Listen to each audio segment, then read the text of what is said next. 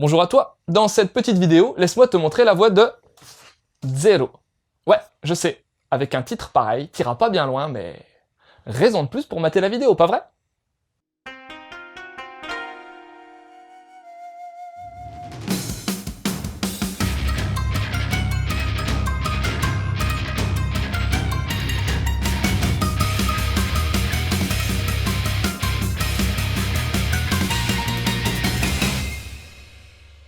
Bon ben Zero, c'est simple, hein, c'est le surnom d'un boxeur, Goshima Miyabi.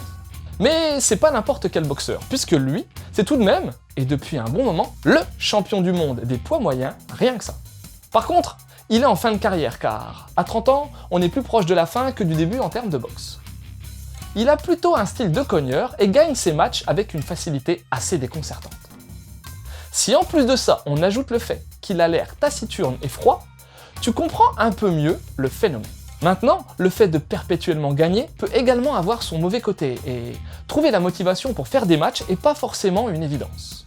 Sauf que, il y a une rumeur qui circule. T'en as entendu parler aussi?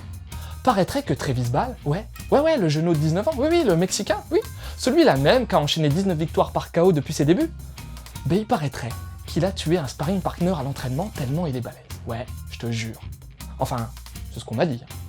Et ça a l'air de titiller un peu l'intérêt de Zero, et ça m'étonnerait pas qu'on assiste à un match entre ces deux-là, moi je te le dis.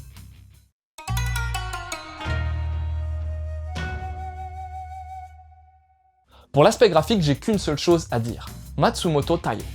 C'est simple, si tu connais pas, il s'agit d'un mangaka complètement à la marge de ce qui se fait en termes de dessin typé manga, et tu risques d'être décontenancé.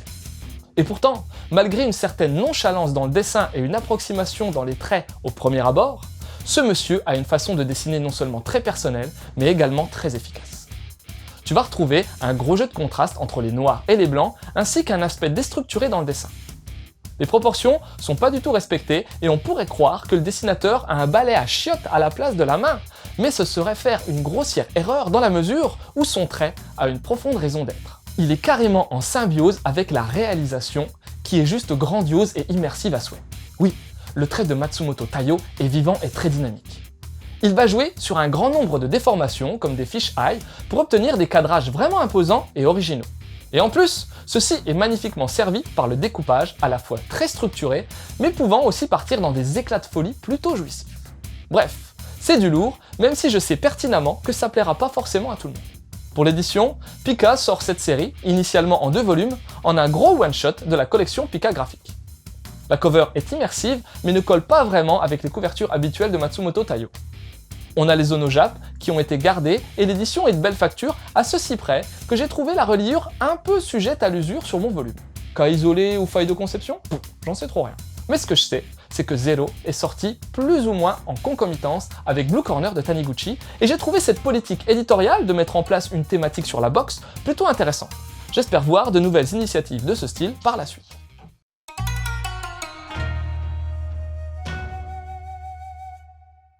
Bon, retour rapide sur Matsumoto Taiyo, juste pour te dire que ce grand nom du manga absolument pas médiatisé a à peine plus de 50 ans, et qu'il est déjà une grosse référence dans le milieu. Tu veux des titres? Son plus grand succès est certainement Tekkon Kinkurito, Amer Béton. Mais t'as peut-être aussi entendu parler de Ping Pong, Gogo Monster, Number 5, Sunny... Bref, un paquet de titres qu'on a eu la chance, nous, petits foulins Sujin que nous sommes, de voir arriver dans notre beau pays. Et pour en rajouter une couche sur le fait que c'est un grand mangaka, il a également gagné un paquet de prix et a souvent été sélectionné dans des concours. Et s'il faut bien reconnaître que sa réputation est également due à son trait sortant carrément des sentiers battus, crois-moi, en termes de narration, c'est du très très bon aussi.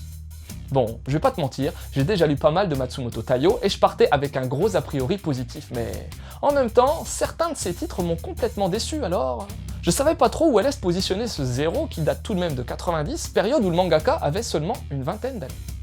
Et franchement, je dis bonne pioche. On entre assez vite dans l'histoire et dans cet univers de boxe très particulier, mais en même temps très attachant. Le personnage de Zero, même s'il n'a pas forcément une forte identité visuelle, ouais, il a plutôt une tête basique et semble pas hyper balèze au premier coup d'œil, arrive tout de même à trouver de la consistance au fil des pages. Ce que j'ai bien apprécié, c'est qu'il s'agit d'une narration pas complètement centrée sur Zero, et on a beaucoup d'autres personnages forts, comme Takada, le partenaire de Zero, qui tentera de l'affronter sur le ring, T'as également l'entraîneur de Zero, qui va apporter de la crédibilité à l'ambiance. Il y a aussi un jeune garçon qui jouera le rôle de scout, c'est-à-dire d'observateur. Puis, bien entendu, Travis, le fougueux mexicain. L'univers de la boxe est bien retranscrit et j'ai apprécié l'importance accordée à tout ce qui entoure le match. Entraînement, préparation, mais aussi et surtout gestion médiatique et psychologique. Car oui, Zero est avant tout un manga psychologique. Ouais, pour beaucoup d'entre vous, la boxe c'est certainement un sport de bourrin par excellence, où il faut juste cogner, mais c'est vraiment plus profond que ça. Et Zero met justement le doigt dans cet engrenage. Juge plutôt. Dans ce manga, il sera question du rôle de la victoire, de la défaite. Je te rappelle que Zero perd jamais, mais qu'un jour ou l'autre, ça arrivera. De la gloire, de la gestion de la carrière, de l'après-carrière, oui.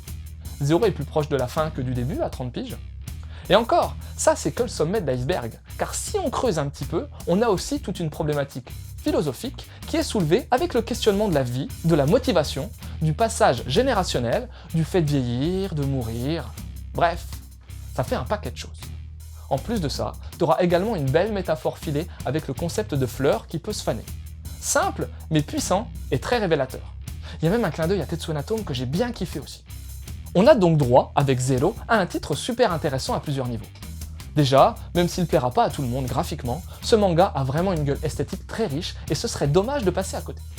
Ensuite, le monde de la boxe y est traité dans sa globalité avec tous les à côté concrets, mais également une bonne dose de réflexion sur la motivation au sens large. Un titre que je te recommande chaudement.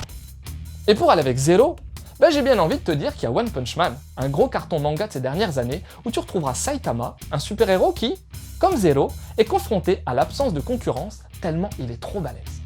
Sinon, de Matsumoto Taiyo, je ne peux que trop te conseiller de lire Ping Pong, un manga exceptionnel sur le tennis de table qui offre une approche de ce sport originale et saisissante, exactement comme Zero. Enfin, qui dit boxe dit Ashtanojo, référence ultime en termes de manga de boxe et élément fondateur dans la construction du Neketsu manga, du manga ayant un héros forte tête, se dépassant encore et encore. Voilà, c'était Lou, j'espère que cette petite chronique t'aura donné envie de lire Zero. Je te laisse et continue de suivre la voie du manga.